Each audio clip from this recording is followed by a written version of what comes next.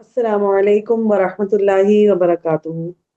الحمدللہ وکفا وسلام علی عباد الذین اصطفیٰ اما بعد فاعوذ باللہ من الشیطان الرجیم بسم اللہ الرحمن الرحیم۔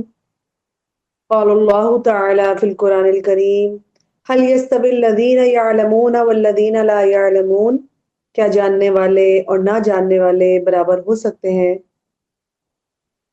آج ہم ایک آسان عمل کی بات کریں گے جو کہ جنت تک پہنچنے کا رستہ بھی ہے۔ رسول اللہ صلی اللہ علیہ وآلہ وسلم نے خوشخبری دی ہے کہ اگر کوئی شخص ایک آسان سا عمل اپنی زندگی کا حصہ بنا لے تو وہ شخص جہنم سے محفوظ ہو جاتا ہے، اور جنت اور اس کے درمیان صرف موت کا فاصلہ باقی رہتا ہے۔ یہ معمول کیا ہے؟ یہ ہیں صبح و شام کے اذکار۔ رسول اللہ صلی اللہ علیہ وآلہ وسلم نے ہمیں صبح و شام کے اوقات میں پڑھنے کے لیے مختلف اذکار سکھائے ہیں۔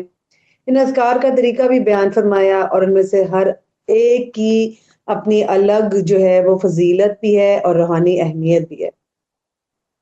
مثال کے طور پر اگر ہم دیکھیں کہ اگر کوئی شخص ہر فرض نماز کے بعد ایک بار آیت الکرسی پڑھتا ہے تو رسول اللہ صلی اللہ علیہ وآلہ وسلم نے فرمایا کہ اس کے اور جنت کے درمیان صرف موت کا فاصلہ رہ جاتا ہے۔ تو کیوں نہ ہم اس چیز کو اپنی عادت بنا لیں، 3 مرتبہ استغفر اللہ پڑھنے کے بعد 1 مرتبہ آیت الکرسی پڑھنی ہے۔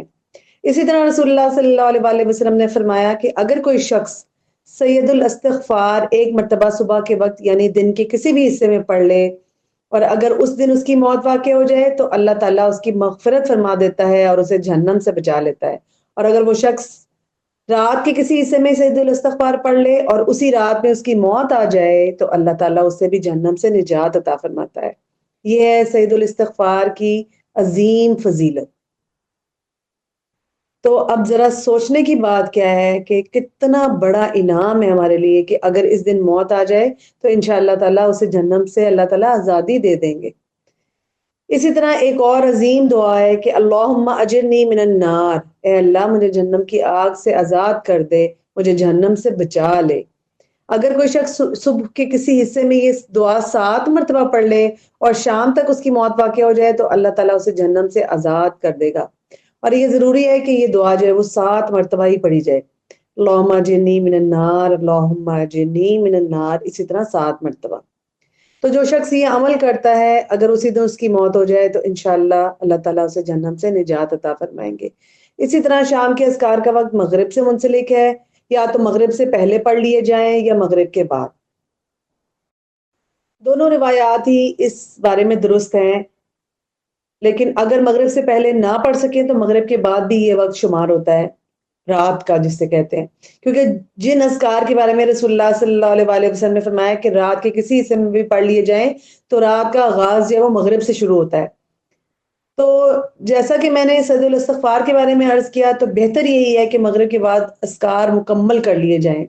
مغرب سے پہلے یا بعد دونوں ہی وقت جو ہے وہ درست ہیں، لیکن اصل بات یہ ہے کہ رسول اللہ صلی اللہ علیہ وآلہ وسلم کے بتائے ہوئے اذکار کو صبح شام کے اوقات میں ضرور پڑھنا چاہیے۔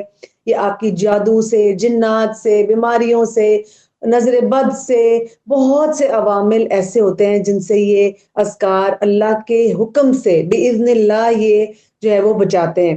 ان اذکار کے ذریعے نہ صرف دنیا کی کامیابی حاصل ہوتی ہے بلکہ آخرت میں بھی انشاءاللہ تعالی اللہ کے ہاں ہم بہت بڑا اجر پائیں گے انشاءاللہ تعالی۔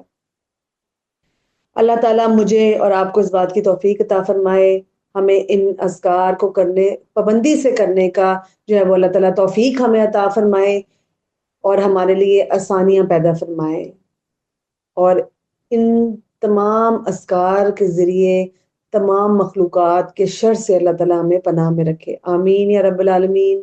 سبحانک اللہم و بحمدک، نشہد ان لا الہ الا انت، نستغفرک و نتوب الیک۔ السلام علیکم ورحمۃ اللہ وبرکاتہ۔